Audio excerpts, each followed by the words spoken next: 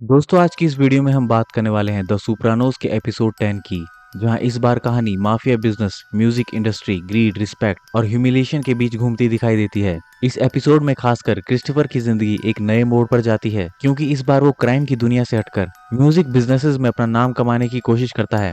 लेकिन जैसा हमेशा होता है, सुप्रानोस की दुनिया में कोई भी काम इतना आसान नहीं होता। एपिसोड की शुरुआत होती है मैनहट्टन से, जहां एक ड्रग डीलर अपने अपार्टमेंट की तरफ जा रहा होता है। लेकिन तभी अचानक पॉली, पुसी और क्रिस्टोफर उस आदमी को घेर लेते हैं। तीनों मूवर्स के कपड़ों में होते हैं ताकि किसी को उन पर शक न हो।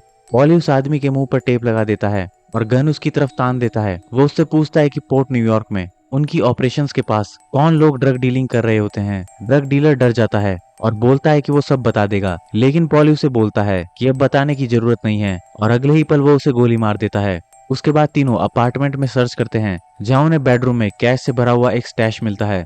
इतना पैसा देखकर तीनों खुश हो जाते हैं, पूरा पैसा लेकर वहां से निकल जाते हैं। इसके बाद टोनी अपने दोस्त ब्रूस से मिलता है। यही वो आदमी था जिसने टोनी को डॉक्टर मिल्फी के पास भेजा था। टोनी उसे अप्रिसिएशन में एक्सपेंसिव सिगार गिफ्ट करता है। ब्रूस खुश होकर टोनी को अपने गोल्फ क्लब आने का इनविटेशन देता है। उसके बाद टोनी अपने क्रू के साथ बैठकर रिकवर्ड पैसों की सेलिब्रेशन करता है। वो क्रिस्टोफर को एडवाइस देता है कि सिर्फ इलीगल कामों से पैसे उड़ाने के बजाय वो अपने पैसे को स्टॉक्स और आईपीओज में इन्वेस्ट करे। टोनी चाहता है कि क्रिस्टोफर धीरे धीरे स्मार्ट तरीके से भी पैसा कमाना सीखे। रात में क्रिस्टोफर एड्रियाना को डिनर और थिएटर शो पर लेकर जाता है। दोनों अच्छा टाइम स्पेंड करते हैं, लेकिन बाद में वो बर्गर जॉइंट में खाना लेने जाते हैं। तब हमेशा की तरह क्रिस्टोफर अपना एटीट्यूड दिखाने लगता है। वो लाउडली शेफ्स का मजाक उड़ाता है और रूड बिहेवियर करता है। लाइन में खड़ा एक आदमी पर्पल हैट पहनकर उन्हें ध्यान से देख रहा होता है। रेस्टोरेंट के कुछ लोग क्रिस्टोफर को पहचान लेते हैं और आपस में बातें करने लगते हैं कि ये सुप्रानो क्रूज से कनेक्टेड है, इसीलिए इतनी हेकड़ी दिखा रहा है। बाहर निकलते ही वही पर्पल हैट वाला आदमी क्रिस्टोफर के पास आता है। वो खुद को मैसिव जीनियस बताता है,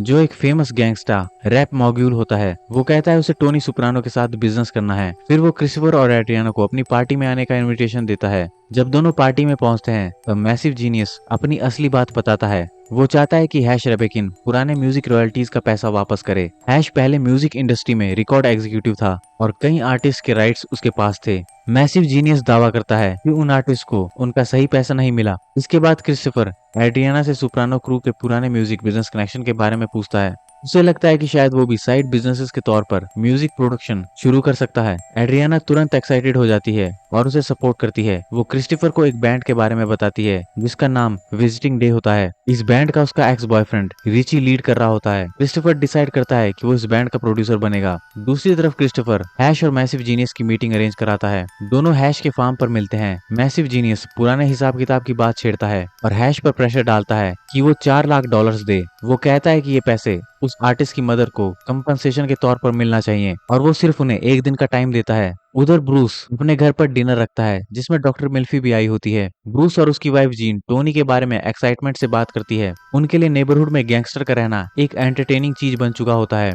मेल्फी भी जाने अनजाने में रिवील कर देती है कि वो भी टोनी की इटालियन लाइफस्टाइल से सीक्रेटली प्रभावित है। वो इटालियन ग्लास कलेक्शन की तारीफ करती है जो टोनी को भी पसंद है। डिनर के दौरान जब मिल्फी वॉशरूम जाती है और वो विंडो से सुप्रानो हाउस को देखने लगती है, यहाँ साफ दिखाई देता है कि वो टोनी की दुनिया को लेकर इमोशनली क्यूरियस होती जा रही है। इसके बाद क्रिस्टोफर एड्रीना और मैसिव जीनियस को विजिटिंग डे का लाइव शो दिखाने ले जाता है। शो खत्म होने के बाद एड्रीना क्रिस्टोफर की रिची से मुलाकात करवाती है। क्रिस्टोफर बैंड की मदद करने के लिए तैयार हो जाता है, लेकिन उसे रिची का एटीट्यूड बिल्कुल भी पसंद नहीं आता। क्रिस्टोफर लोकल स्टूडियो में 3 दिन की रिकॉर्डिंग बुकिंग के लिए पैसे देता है, लेकिन रिकॉर्डिंग सेशन पूरी तरह अफरा तफरी में बदल जाता है। रिची हर समय खुद को स्पॉटलाइट में रखने की कोशिश करता है। बैंड के बाकी के मेंबर्स और प्रोड्यूसर उससे इरिटेट होने लगते हैं। क्रिस्टोफर धीरे धीरे गुस्से में आने लगता है। फिर रिची बोलता है कि उसे अल्कोहलिक्स एनोनिमस मीटिंग में जाना है, वो रिकॉर्डिंग कंटिन्यू नहीं कर सकता। यही बात सुनकर क्रिस्टोफर का पारा चढ़ जाता है।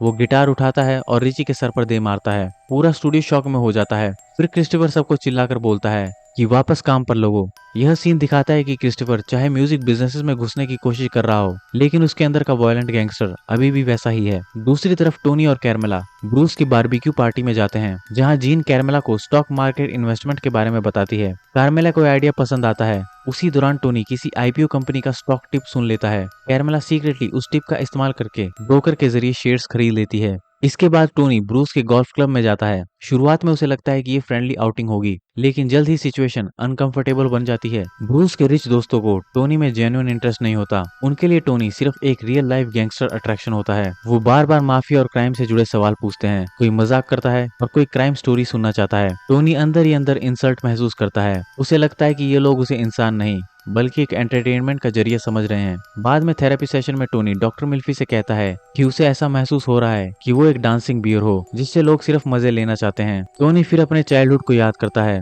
वो बताता है कि बचपन में वो और उसके दोस्त जिमी स्मैश नाम के एक लड़के का मजाक उड़ाते थे क्योंकि उसे स्पीच डिसेबिलिटी थी। अब उसे ऐसा लगता है कि शायद आज वही ह्यूमिलेशन उसके पास वापस आई है। उधर क्रिस्टोफर कंप्लीटेड डेमो लेकर हैश के पास जाता है ताकि वो एडवाइस दे सके, लेकिन हैश सीधा बोल देता है कि विजिटिंग डे में कोई टैलेंट नहीं है। वो क्रिस्टोफर को डिसमिस कर देता है और कहता है कि ये बैंड कभी सक्सेसफुल नहीं होगा। इसके बाद क्रिस्टोफर और एड्रियाना के बीच बड़ा आर्गुमेंट हो जाता है। क्रिस्टोफर कहता है कि मैसिव जीनियस सिर्फ एड्रियाना के करीब आने के लिए उसकी तारीफ कर रहा था। वो एड्रियाना पर एक्यूज करता है कि वो इमोशंस की वजह से बैंड की रियलिटी नहीं देख पा रही है। एड्रियाना हर्ट हो जाती है। वो क्रिस्टोफर से कहती है कि वो उसकी रिस्पेक्ट नहीं करता और गुस्से में अपार्टमेंट छोड़कर चली जाती है। एपिसोड के अंत में हैश और मैसिव जीनियस का मामला और ज्यादा सीरियस हो जाता है। हैश पता लगाता है कि मैसिव जीनियस ने अपने एक सॉन्ग में ऐसा ट्रैक इस्तेमाल किया है जिसके राइट्स हैश के पास हैं। अब हैश उल्टा मैसिव जीनियस पर लॉ सूट कर देता है। मैसिव जीनियस गुस्से में कहता है कि अब मामला कोर्ट में होगा और इसी टेंशन के साथ ये एपिसोड खत्म हो जाता है। अब मैं मिलता हूँ आपसे नेक्स्ट एपिसोड में।